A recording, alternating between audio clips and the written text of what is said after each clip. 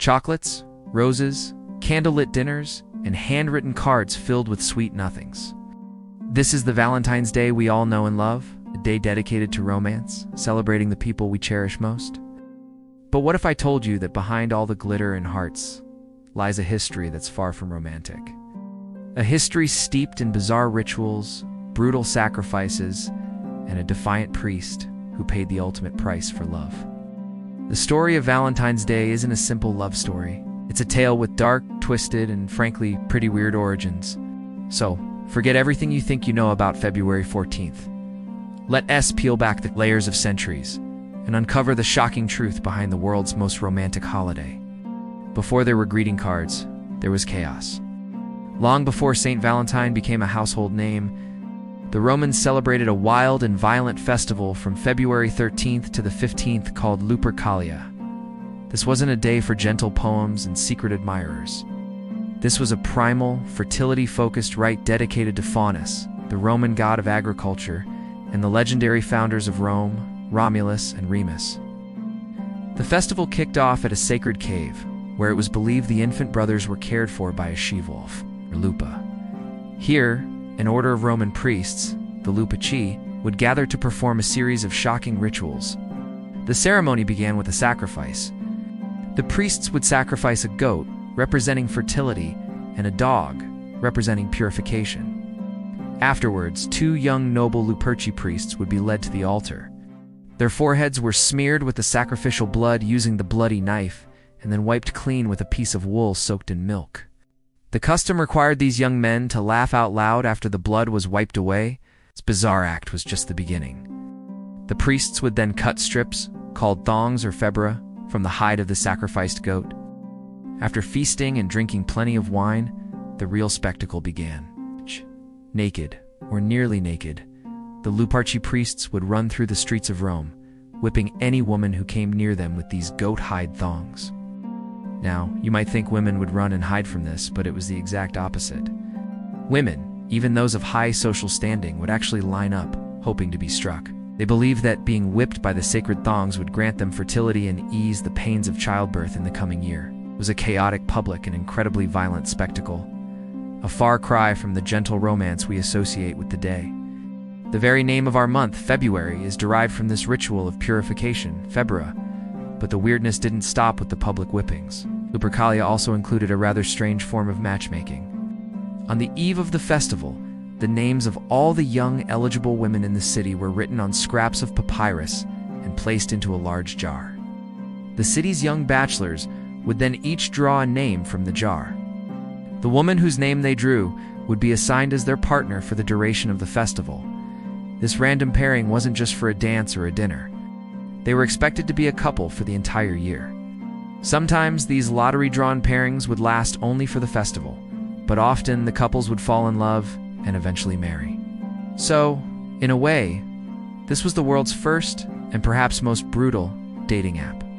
So how did we get from a festival of bloody sacrifices and random matchmaking lotteries to the heart-filled holiday we have today? Well, as the Roman Empire transitioned and Christianity began to spread, the new church leaders were eager to stamp out these old pagan traditions. Lupercalia, with its wild, non-monogamous, and frankly unchristian behavior, was a prime target. But old habits die hard. The festival was so deeply ingrained in Roman culture that simply banning it wasn't effective. People loved it. The church decided on a different strategy. If you can't beat them, rebrand them. This is where the story gets a little fuzzy and a figure shrouded in legend emerges: Saint Valentine. The Catholic Church actually recognizes at least 3 different saints named Valentine or Valentinus, all of whom were martyred. The most popular legend, and the one most closely tied to our modern holiday, centers on a priest in 3rd century Rome. At the time, Emperor Claudius II was in charge. Claudius was a man of war, and he believed that single men made better soldiers than those with wives and families.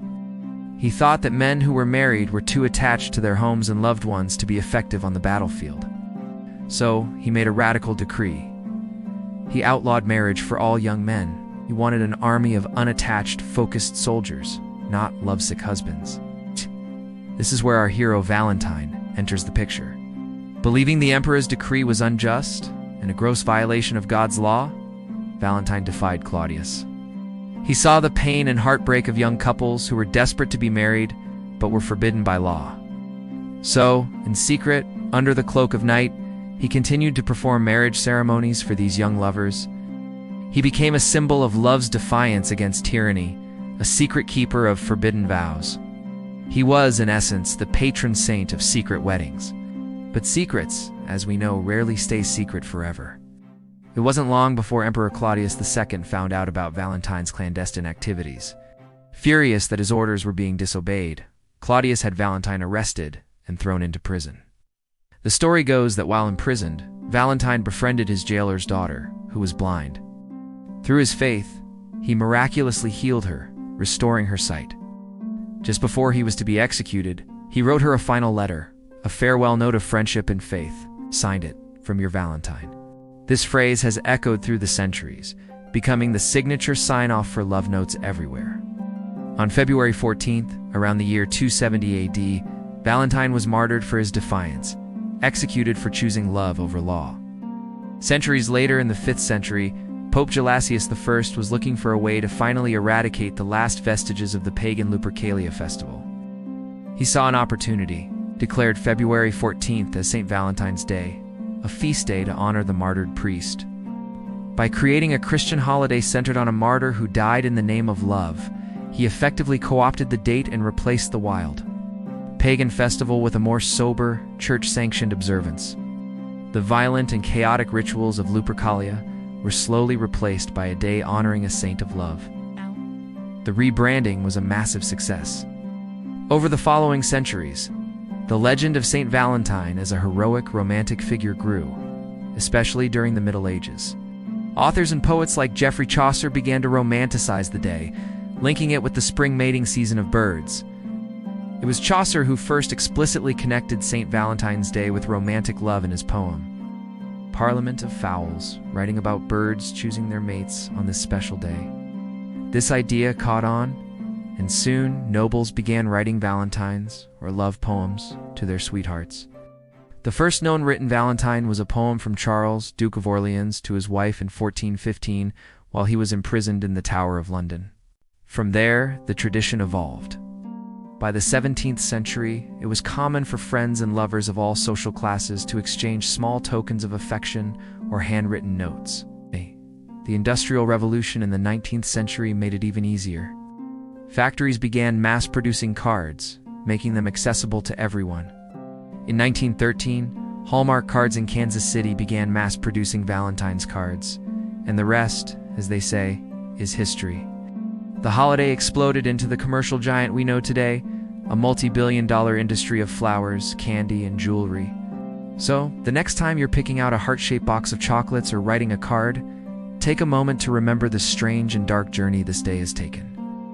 It's a story that includes naked priests, goat-hide whips, a matchmaking lottery, a defiant priest, a brutal emperor, and a legendary act of martyrdom. The modern Valentine's Day, with its focus on sweet, sanitized romance, stands in stark contrast to its wild origins.